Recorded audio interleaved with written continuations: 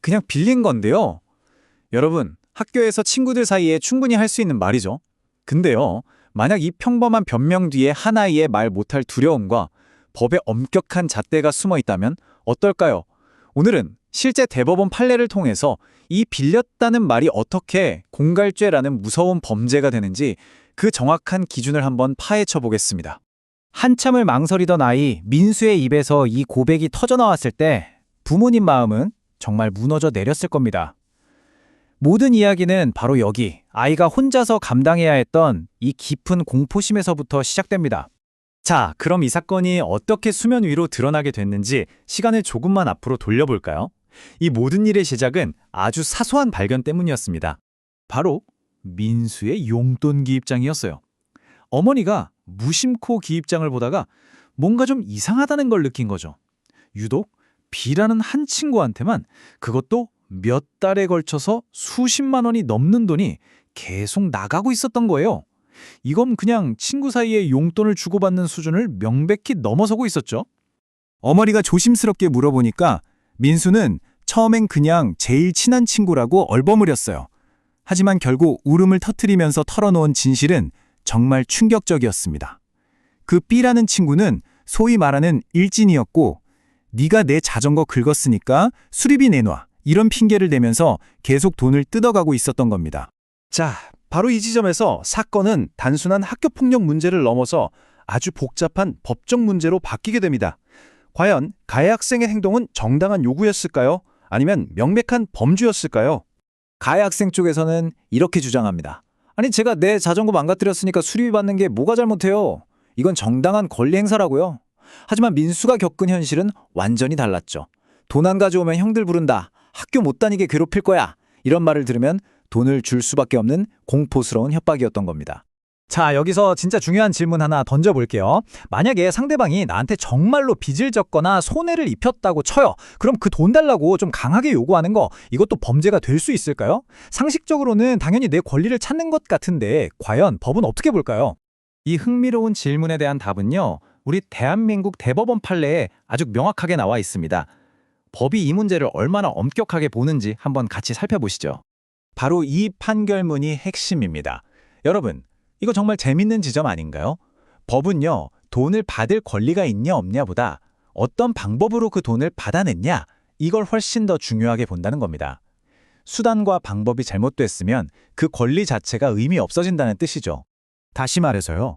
설령 민수가 정말로 B의 자전거 수리비를 물어줄 책임이 있었다고 하더라도 B가 협박을 통해서 민수에게 공포심을 줘서 돈을 뜯어냈다면 그 행위 자체가 이미 공갈죄라는 별개의 범죄가 된다는 겁니다.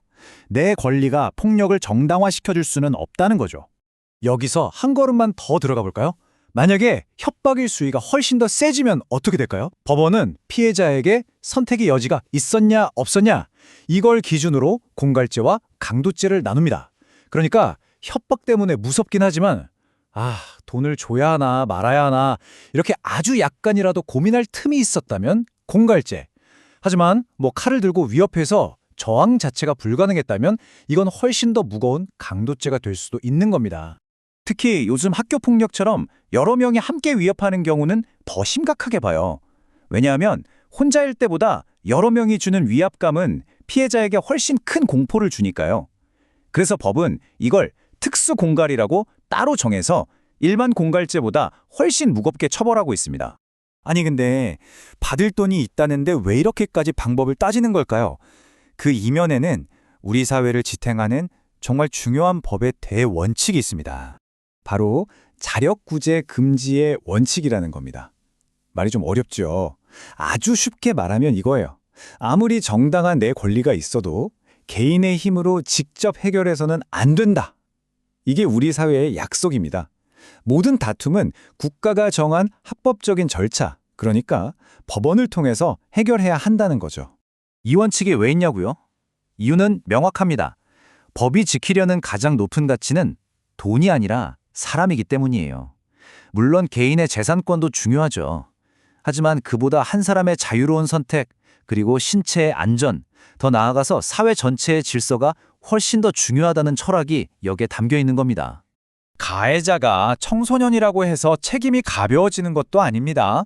특히 만 14세가 넘는 범죄 소년의 경우에는요, 사안이 심각하면 성인과 똑같이 형사재판을 받고 평생을 따라다니는 전과 기록이 남을 수도 있어요. 한순간의 잘못이 인생 전체를 바꿀 수 있다는 얘기죠. 자, 그럼 만약 내 아이가 민수와 같은 일을 겪고 있다는 걸 알게 됐다면 부모로서 어떻게 대처해야 할까요? 이제 가장 현실적이고 중요한 실전 대응법으로 넘어가 보겠습니다. 아마 아이의 고백을 들으면 피가 거꾸로 솟고 당장이라도 달려가고 싶으실 거예요. 하지만 그럴수록 더 침착해야 합니다. 이 4단계 꼭 기억해 주세요.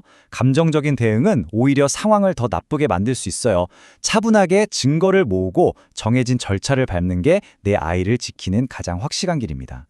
증거는 생각보다 가까이 있습니다. 돈을 보냈던 기록, 협박이 담긴 카톡이나 DM 메시지, 아이가 두려움을 떨면서 쓴 일기 한 줄까지 이 모든 게 아주 강력한 증거가 될 수 있습니다.